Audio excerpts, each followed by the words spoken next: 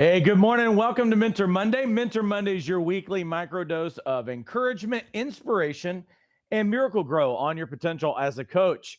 Sorry that we were like a couple of minutes late. We had like a weird update thing that was trying to push at the same time. So it was just a little bit random, but we are here. And so I'm happy that you are here. Just a huge favor. Make sure that you jump in the chat right now and tell us hello. Tell us where you're joining us from. Tell us what you're excited about, what you feel life and momentum on for your life. Pardon my voice. I did an entire boot camp, which meant that I was talking somewhere between 14 to 20 hours this past weekend and everything else. So I'm a little bit hoarse, but you know what? I'm going to press through. I'm excited to be here, and I'm excited about our topic today to continue helping you guys. So again, do me a huge favor. Jump into the chat and say hello. Tell us where you're joining us from. Tell us what you're excited about, what you feel life and momentum on for your life. And I see Joan is joining us from San Diego. Excited about our boot camp this past weekend. Joan, you would think that Joan would have enough of me, but she is back. So I appreciate that so much, because you know what? When you look at the same person and hear that same voice for hours, that can really wear on you. So you are a trooper, Joan. Anybody else that'd like to say hello? Do me a huge favor as well. If these are helping you, like this post, comment, share it. That tells Facebook, and it also tells YouTube that we're doing a good job. I'm going to double check over here. There's Jasmine, who's joining us from Orlando. Hope the boot camp went well. It did. It was an amazing group of people. And that's what always makes it amazing, is when you just have incredible people. And we had incredible people. The role playing and everything else. It was just a stunning group of people who were so engaged and a lot of fun throughout the weekend. So that's what always makes it amazing. Marilyn, who is joining us from Vancouver, British Columbia. Florida is really representing today. Here's Cece from Homestead. Let's see, who else? Bart joining us from Colorado. Awesome. And again, as you make it into the room, do me a huge favor. Like this post, share it. Leave a comment that tells Facebook that we are doing a good job. So let's go ahead and begin. A couple of weeks ago, I started this new series. I guess it's not new anymore since it's a couple of weeks old, called Coaching the COVID Funk. And the whole premise and the whole reason why we're actually talking about this is because it hasn't gone away as fast as we hoped that it would.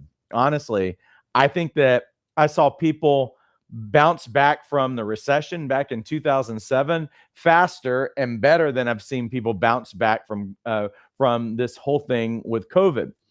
And you know, we've had a lot of different people say, oh, you know, this is going to leave a mark for a really long time. It's going to impact your children and all this other stuff. Well, honestly, when I hear all of those things, I think it's all related to whether or not we actually do something right now. Like, what are our choices right now? Because we have options. What are our choices right now with how we look at this thing? How do we deal with it? All of those things. But one thing that's for sure, and I'll remind you of what I talked about over the last couple of weeks, one of those things being the transition curve. And so basically, in any transition that you have in your life, it really looks like this. Transition that happens in your life, you see this side is actually state of being, and this is time. So that what happens is that when you see the curve here, you can see the high points and the low points. We're really talking about someone's state of being, their emotional state, their mental state, and everything else. But that over time, with any kind of change that's happened in your life, that over time, people at some point move forward, at some point move on, unless they really get stuck, unless they get damaged or whatever. That's really what happens. And so what we're finding is that a lot of people are having trouble coming up to this upswing where they're actually moving forward. So that means that they're getting stuck in what I call the COVID funk. So every kind of change, any kind of transition that you've had in your life, and I would say that there are transitions that you have chosen in your life, and there are some transitions that unfortunately you did not choose, you know, and that could be range from a lot of different things that you would look at in your life. Someone died, someone was born. Sometimes there's a new relationship. Sometimes there's a broken relationship. Sometimes you got a new job. Sometimes you lose a job. You move to a new city. All of those kinds of things are the kinds of transitions. And really every transition, for the most part, looks like this, right? particularly the ones that we're not choosing, okay? And so really what happened is that when COVID hit, there were some people who were kind of confused at first, but the first response to the entire thing for the most part was denial and fear. And you know what? Some people have gone to denial to such a point that it's like, okay, this is not even happening, and they're kind of in la la land somewhere dealing with it. And some people have chosen that they're just going to unplug and they're going to do nothing about it, and they're going to basically just chill on the sidelines, which is not a great strategy either. But there's a lot of people who are stuck in this funk, and really what we're trying to do is the highlighted points, the big points of what are people experiencing right now. In many cases, what people are experiencing, you're hearing them actually verbalize it. Last week, we were talking about people saying, I have no motivation, and I've had no motivation since COVID or something like that, or I've lost all motivation. You can go back to last week where we were talking about that. The point that we want to focus on this week are the people who are saying, I don't have control of my life. Or they're saying, I feel like I don't have control of my life. How many of you have actually heard that? Go ahead and throw that in the comments. How many of you actually heard someone say, I don't have control of my life, or I feel like I've lost all control of my life, or something like that? While I'm doing this, let me say hello to a couple of people on here as well. Let's see. 43 Audie, thank you. There's Kathleen joining us from British Columbia as well. Trina, still thrilled about the boot camp from this weekend. Thanks so much, Trina. There's Karen, who's joining us from Ohio. Who else do we need to say? There's Karen, Rochelle, who's joining us from Vegas. Who else do we need to say hello to? Marilyn, who's saying, yes, I've heard people say this. Michelle, who's joining us from North Carolina. And also, who else is from North Carolina that's joining us today? Shane joining us from North Carolina, as well as Jakub, I'm hoping, from Slovakia. So tell me this, how many of you, I see some of you who are saying, yeah, I've actually heard this from other people. It's gotten to be pretty common, and probably almost as common as people saying that I don't have any kind of motivation. I have zero motivation in my life. Well, what are we going to do about that? Because it's pointing to something that is actually a little bit bigger. And here's what that is. First of all, what we have to understand is that control is a bit of an illusion. Have you noticed that? Control is actually just an illusion, because what do you really have control over in your life? I mean, if we're honest about it, we have some people who we call control freaks, and they do their best job that they possibly can, stressing out and being frustrated and everything else to try to control everything that's going on in their life. But the reality is that control is an illusion. I mean, there might be some conspiracy theories about this, but you're not going to control the weather. I mean, you're not going to control the weather. You can't control people's responses. You can't even control your own kids. And we might be able to try these kinds of things. We can't control what happens. Sometimes you can't. One thing is for certain, you can't control your brakes going out. The only thing that you can do is probably do something that's preventative and maybe not drive crazy, or maybe replace them before they're completely out. But see, the thing is that things change. Things alter, things happen, and we really don't have any kind of real control in our life, except for this assumption that, oh, I have everything in control. And the reality is again, we don't really have that. Now, one of the sage advice things that we've probably heard many times in our life, and probably all of you could fill in the blank on this old sage advice that you would hear people say, you can't control what happens, but you can control your reaction. How many of you have heard that? And that's been that sage advice that people have passed around. And listen, I don't think that that's bad advice, frankly, but there's a problem with it. I think that it's great for short-term change. Because yes, we can control our reactions, because you know what? Sometimes surprising things happen. Somebody makes you mad and you want to punch them in the face, or you want to go off or whatever. And that's true. Like, that's part of maturity, right? Things happen, and yes, you can control your reaction. Great for the short term. Not a great long-term strategy. So what I want to do today is that, yeah, this is great. Keep this advice in your back pocket. Next time a telemarketer calls you or something like that, something that kind of like triggers you or whatever, that's a great short-term reaction. But if we're going to have long-term change, then what we've got to do is that we've got to go to the heart of what is actually happening that triggered you to begin with, right?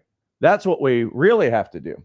And when I was thinking about this weekend, it happened to remind me of when I was growing up. And one thing that I'm reminded of in any of these things is that what our reaction is, how we are actually responding in life right now with everything that's going on, really isn't the problem. Isn't what's happening. Like COVID's not your problem, okay? COVID's not your client's problem. What's happening in the world is not really your problem. What your problem is, and what your client's problem is the meaning that you give to what has happened, how you see it, the lens, the story, the narrative that you place around this thing is what's actually triggering a person. It's what's actually getting the unwanted emotional reaction. That whole state of being that I talked about just a while ago, because what you get based on meaning is a state of being. Meaning equals state of being. So right now there are people, because of how they see the way the world looks right now, the meaning that they've associated with it has left them in a state of powerlessness. It's left them in a state of hopelessness. It's left them in a state of fear and anxiety. It's left them, in many cases, what the response really is that it's left them in a state of anger and frustration. There's all of these different things, and we could probably go down the line a little bit further to some of these things. But what I'm saying is the way that someone has looked at what has gone on and how they have created meaning around it, the story that they are telling themselves about what is happening is what's actually creating this state of being and making them feel the way that they feel. Meaning's the problem. It's never really what's going on. It's how we've sized the thing up. It's what meaning that you've taken away from what's happening.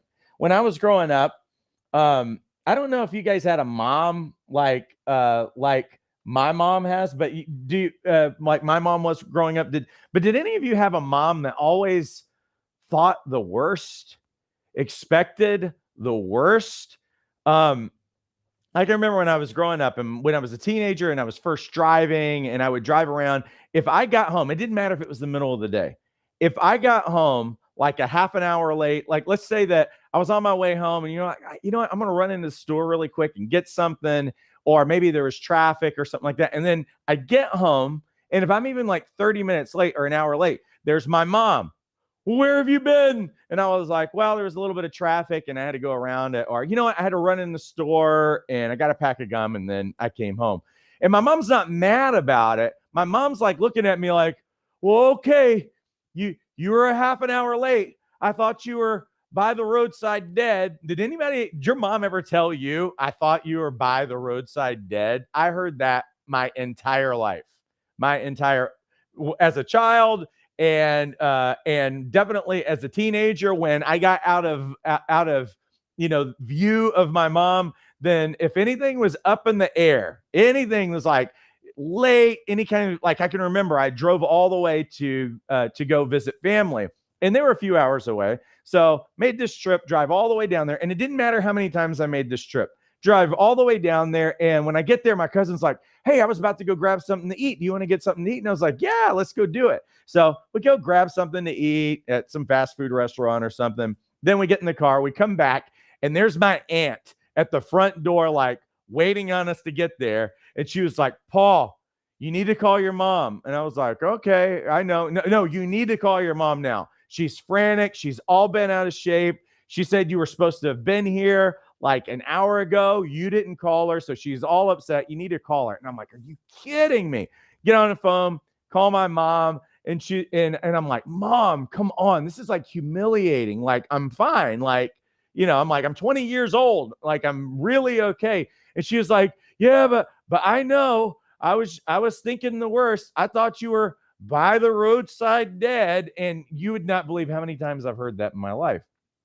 And I'm kind of like, Mom, there are other options. But honestly, that's where a lot of people live, not with a lot of options. It's one option. And for some reason, we seem to be wired for pain, and looking for the worst option that there could possibly be. But it's not just things like that. I mean, if I'm honest and I look at my own life, I've always been really visionary. I always try to do like bigger than life kinds of things or whatever. And I remember I was throwing this party years ago. You know, we have our kids and they have their birthday parties, and I have this picture in mind with like technology and all of this other stuff that it's going to be like super, super cool. Well, we get to the moment of truth, and it doesn't matter that I've been working on this thing for an entire hour, but everything that can go wrong does go wrong in that moment. Like it's not working, it's not functioning, and everything else. And I'm already anxious that day because I'm like, man, I really want this to be perfect, and I've been working on this, and I'm doing all this other stuff. And you know what ends up happening is it doesn't work. Nothing goes to plan. You end up trying to improvise, and in my mind, it's completely terrible. And then that night, I'm like completely frustrated and been out of shape the whole night. And my wife's like, what are you so frustrated about? Like, because I worked on that thing and it was going to be amazing. And she was like, the kids had fun. What are you talking about? Nobody noticed. I was like, I noticed. I knew what it was supposed to be, and it wasn't supposed to be like that. And so the thing is that I'm having my own experience of anger and anxiety and frustration. Meanwhile, I was never able to step out of myself and just look, and it's like, these are little kids. Like, they really don't care. Matter of fact, I could have just thrown a bunch of Brillo pads at them and they would have found something fun and entertaining to do. Like, they were so good at improvising. You know what they taught me? They taught me that you can create meaning in the moment in spite of any situation that's around you. It's a profound thing that all of us adults need to understand, is that sometimes the plan does not go exactly like you thought that it was going to go, but that we are actually resourceful enough. As long as we don't get trapped into a meaning that actually takes away our options and our resources, we can actually create meaning, and we can change meaning in a heartbeat if we really want to. And so it's been an interesting ride over the past year and a half. And if you go back to some of my videos that I was doing over a year ago on YouTube, and I would encourage you to do this, because I was trying to, at least with aspiring coaches and some of the coaches that we work with, I was actually trying to get people on the front end before anything happened, while they were still kind of getting paid, even though they weren't going to work, and some of those other kinds of things that were happening during that time. I was trying to do a little bit of preventative maintenance in the beginning and say, hey, here's what's coming, but you need to look at right now as an opportunity. For one, if you're getting paid and you don't have anything else to do, what kind of an opportunity is in front of you? And you know what? We had a lot of people who responded to that. We actually grew as a school and all those other things. When everything got all crazy and I was looking at the beginning of the year, I was like, we're going to have to do something as a school. And I remember I prayed, and I was like, God, we're still gonna help people this year. How are we gonna do it? I ended up with 2 ideas, and we ran with them. You know what? One of them was boot camp, like what we did just this past weekend. We'd never offered live training before, and the first month that we did it, it was the biggest month that we had ever had as a school in terms of the number of people who actually got trained and certified in that particular month or whatever. And it's like, boy, you just don't know what kind of resourcefulness and ideas that you have, but you have the same opportunity. See, I could have been stressed out and worried, because I will say this: other schools were closing their doors. Other schools had a terrible year last year. Other schools went out of business, I'm certain, during last year.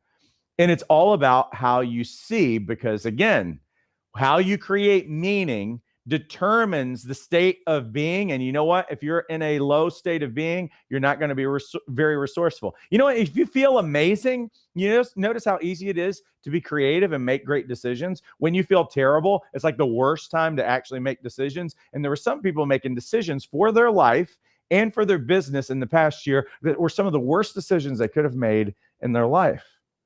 And what we want to do is that we want ourselves, first of all, is that we've got to look at the meaning that we've created for ourselves during this time. And we've got to do something about it. Listen, you ever heard the 3 words, control the narrative. Have you heard that maybe in the last few years or whatever? Control the narrative or create your own narrative. Here's what's happened in the past year and a half. If we're really honest about what's going on in the world, people want certainty so bad in their life, and they want to know what the heck is going on, and they want to try to get some kind of semblance of control that they literally give their control away by taking on somebody else's narrative. And so what that's led a lot of people to do over the past year and a half is to go through wild conspiracy theories. It's to blame politicians. It's to blame other countries. It's to blame someone who is a different political bent than they are and everything else. Like, it's absolute craziness what has gone on. Now, I'm not somebody who's sitting around like saying, "Oh, well, you put your head in the hole and you don't put." I'm not saying put your head in the hole and pretend like no problems are existing or that there's not some truth in somebody who's doing something really bad during this time. What I do know, though, is that media it has a job to do, and it's to get you to consume as much of it as you possibly can. That's what social media does to us. That's what anything does, is it has an addiction, an addiction kind of thing about it in terms of what it does to your brain. And you know what ends up happening? A lot of the people that you see in the worst states of their life, you know what they're doing? They're feeding the narrative, and it comes to such a point that this is the only lens by which they can see people. Who can I trust? Who's going to help me? Who's going to get me out of this? I feel like I have no control over my life anymore. And that's where people are living. That's the problem, which means that if we're going to change things, that as coaches, how we have to help our clients is that there are other options. How do we help people take control? Well, the first thing that we've got to do is it's all about really challenging the narrative that people have, the one that they're operating in their life. Listen, if your narrative, if your story about your life, how you're creating meaning around it is not making you hopeful, if it's not making you expectant for good things, if it's making you sick, if it's making you anxious, if it's making you angry, if it's making you powerless, it's a terrible narrative, and you can choose to change it anytime that you want to. Because some people changed their narrative in the last year and a half. They were doing great before this, right? So why did we allow something to change what we really have within our reach and within our grasp all the time? See, what we have to do to help people change their narrative is the first thing is that we actually challenge the one that we are living in. Because if we can bring doubt to what somebody is, how the meaning that they're actually creating, because that's part of it. If I'm going to change the meaning of something, if I'm going to change belief, all I have to do is shoot holes in it. I just have to shoot holes in the narrative to begin. I have create doubt in that. So here's how we can do that. Here's one simple question that we could ask somebody. Give me 3 tangible examples from your everyday life where you have zero choice. Now, you know what's going to happen when somebody is getting this question?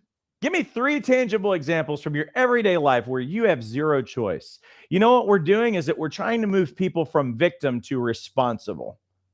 Because what happens in my day every day is I choose the emotional state that I have. I choose my responses. I choose how I see things. I choose how I relate to people. I choose to do something or not to do something. I choose to go to work for an employer that I don't like, or I don't choose to do that. I have all of these choices. I choose to be married or I choose not to be married. I choose to be in love. I choose to have kids or not have kids. There's all of these things. It's flowed completely from choice. And so what will end up happening is that if you actually ask this question, when somebody says, I don't have control over my life, well, let's do this. Give me 3 tangible examples right now of choices that you had to make that you didn't have an option, but you had to make this choice. And you know what? Sometimes people will say, well, I had to pay taxes today. I didn't have a choice in the matter of that. That's how far-reaching people will go. But we're not saying, no, we're not talking hypothetical things that everybody has to respond to in the way that we live life and support government and roads being fixed and everything else. I'm talking about in your everyday life. See, you were paying taxes before COVID. So I don't want to hear these kinds of things. What I want to hear is that right now, what is so different in your life that you don't truly have a choice about? that you are being forced to choose something that you don't want to have. See, the reality is that when you confront somebody in that kind of way, they're only left with the fact that I get to make plenty of choices every day. I haven't really lost control, but my emotions and what I am feeding myself on, like the best thing that some people could do right now is fast from media, fast from social media, like cut it out of your life, because it has a way of creating tunnel vision. And you know what? You will see what you want to see. And so what we've got to do is that one question right there to challenge and bring doubt. Well, the reality is that all day I'm making choices that no one is making me make. What I eat, what time I get up in the morning, what time I go to bed, whether or not I take a nap. See, we all have choices. Nobody's trapped. We actually have a choice about this. And so it also means that it's like, well, I can't go to this job unless I do A, B, or C or something like that. Well, you're still choosing. Nobody's forcing you to do that.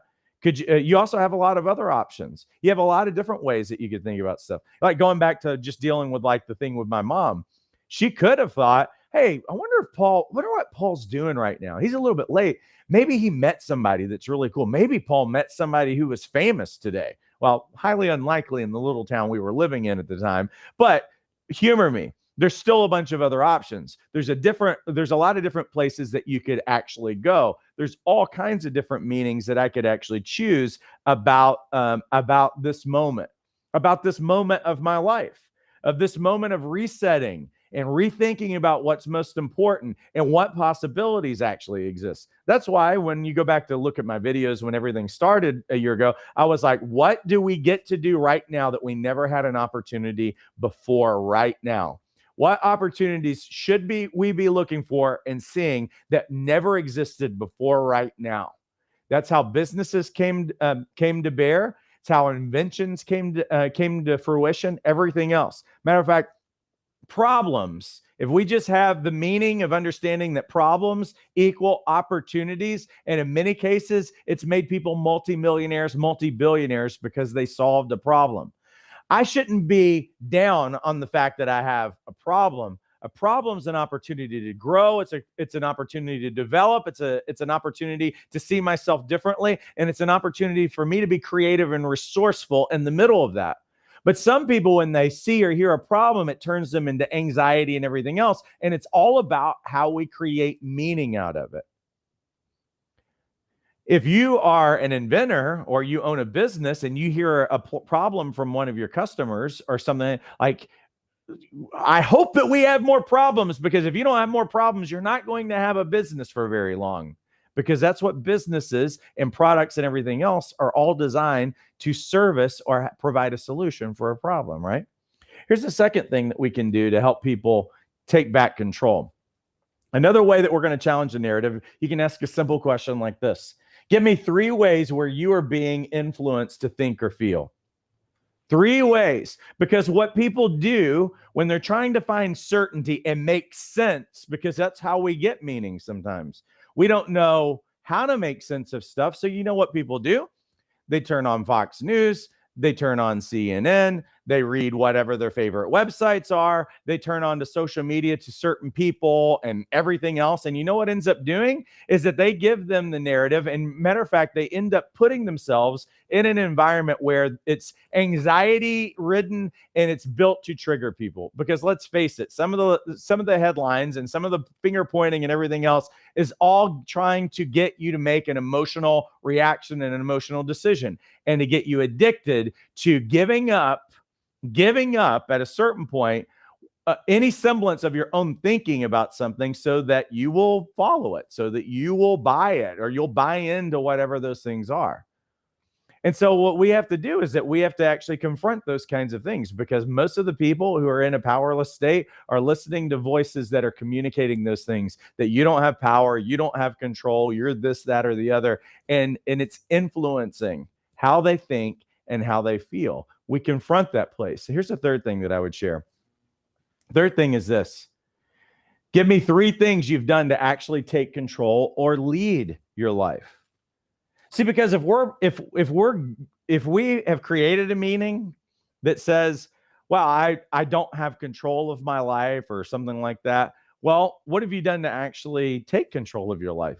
What have you done to actually lead your life? What have you done to actually create something new in your life? What have you done to build something new? What have you done to develop yourself? What kinds of things have you given yourself to during this time that was a downtime for a lot of people, and a slower time, and a simpler, maybe in some respects, a simpler time in the way?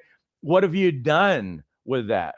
Have you burned up all of your energy scrolling on your phone, or have you actually participated with something to actually develop yourself, to create something new, to build something, that you've actually been resourceful and worked on yourself or worked on your relationships or something like that? So there's a lot of people that if we're really honest about it, we haven't really taken control or done anything besides sometimes complaining and sharing our disgust, our anger, our frustration, or whatever. Sometimes what I've seen people do is that they're just trying to be some kind of a social media justice warrior and post as much stuff and get information that's out there or whatever. I can't imagine what those people feel like on an everyday basis, because they probably don't have anything to show for it. Probably not getting paid for it, probably nothing. But if we looked back, and I know that this is true for many of you, is that you actually have worked on yourself during this time, that you can look back and you say, you know what, I'm a more loving person. I'm a more peaceful person. I have more joy in my life than I did before. I'm treating people better. I'm slowing down a lot more. I'm less materialistic than I was before. I'm getting my priorities in order and everything else. Hey, I know that there's some people who are working on that. Many of you who are listening to me, because you are coaches, you're thinking about those things. You've become more self-aware. You've become more gentle. You've become more kind. You've become more understanding. And that's amazing. But these are the stuck places that we're seeing so many people at. And these are three questions, three key areas where we can start challenging the narrative. And if we can challenge the narrative that people are living into, if we can challenge their meaning and they can come into a new meaning, and then the result is that, you know what? Their emotional state's is not going to be far behind, because again, meaning equals state of being. And if we want to get people out of this funk of powerlessness, then they're going to have to see things differently. What are other options? When you see the world right now, what's a different option that makes you more resourceful today than it did yesterday? It's important, it's critical, and I hope that you can help your clients move forward in their life in these ways. Let me pay the bills really quick, and then I'm going to look at any kind of responses that we have. For those of you who have not gotten trained and certified as a coach, we have an incredible opportunity for you. And it's called Jumpstart Your Coaching Practice. And what we do in Jumpstart is that we actually, really almost every program that we offer, we've actually put under this Jumpstart program. It's a 3-month minimum commitment. You can stick around after 3 months or you can cancel, but we require you to be in the program for a minimum of 3 months. It includes the life coach certification course. It includes an opportunity to attend a live boot camp. It also includes brand camp. It's about 13 hours of marketing messaging that helps you discover your niche and also to clarify your messaging. And we cover things like website design, search engine optimization. There's a ton of bonuses that are in that course by themselves. We also are, in an ongoing way, are creating new training for the people who are in there. So if there's anything that's new, a couple of months ago, we did one that's specifically on increasing your Instagram following, those kinds of things. All of that is within Jumpstart. Jumpstart, the program itself, has 40 core modules that are the A to Z on how to develop your business. Everything from how do you discover your target market, your niche, how do you sell, how do you create your branding, how do you find your clients, how do you develop a weekly strategy. We give you what we call the explosive first coaching session. How do you actually knock somebody's socks off in a complimentary or discovery session that demonstrates that you can actually help them. All of these things that we cover throughout Jumpstart. Not only are there core modules, but we literally have hundreds of hours of other training things that we've done, because every week I go live with this group of people who are part of the program, and you can ask any questions that you have that are business related, coaching skill related. We just want to make sure that you're not doing this thing alone, and we want to cover any gaps that you might have in your learning or anything that you're possibly struggling with. We'll also give you feedback on anything that you're working on if you submit it to our team. All of the things that you see right here are actually included, and the price is a steal. $97 a month. If you've looked at coach training or certification or anything else, you know that this is a ridiculously affordable price to get all of these things included. It's $97 a month with a 3-month minimum commitment. That's the cost of Starbucks, which is, if you bought Starbucks every day and you didn't leave a tip or get something fancy, it's about $3.25 a day. That's what you'd actually be paying to get trained and certified and get all the business development help to do this. I want you to know that when you learn from us, you're not just getting the theory of training of skills when it comes to core competencies or whatever, but that we've actually been very successful at building businesses, both traditional practices and also online practices. And so you get all of that and you learn from people who have actually been successful there. And so I'm going to invite you. There's a link inside the description. If you'd like to get more information about it and enroll, we would welcome you to do that. Let me look over here so that I can say hello to who is saying hello to me. And there's Jen, who says, I'm certified in your school. Thank you. Let's see, who else do I need to say hello to? Always working to grow. There is Santos, who says, greetings from Stockton. Welcome. Awesome. Let's see, who else do I need to say? Oh, there's Taish. Hey, how's it going? Taish, aren't you a Steelers fan? I'm trying to remember. I think you're a Steelers fan. Let's see, who else do I need to say hello to? Oh, yeah. See that South Africa is in the house. Welcome. Very good. Let's see. Who else do I need to say hello to? Who else do I need to say hello to? Yes, you said, hey, LOL. Hey, does anybody have any particular questions for me before we head out for the day? Yes, Michelle said Steelers rock. I knew it. I remembered that. I think I remember you wearing a Steelers jersey or a shirt or something like that when you went through training. Very good. Santos says, the bootcamp program is phenomenal. Very, very doable. Thank you. Appreciate that. All right. Do we have any other questions before we head out for the day? Was this helpful for you today? If you do give me a thumbs up. Give me a like, give me a share on this, because again, that tells Facebook and YouTube that we're doing a good job, and we're going to try to keep doing a good job for you guys every week. Jen says, do you only work with motivated folks? Well, I mean, I think that the challenge, I mean, we're kind of talking hypothetically and everything else. I mean, I think that people have to have a certain level of motivation before they're going to even work with a coach, right?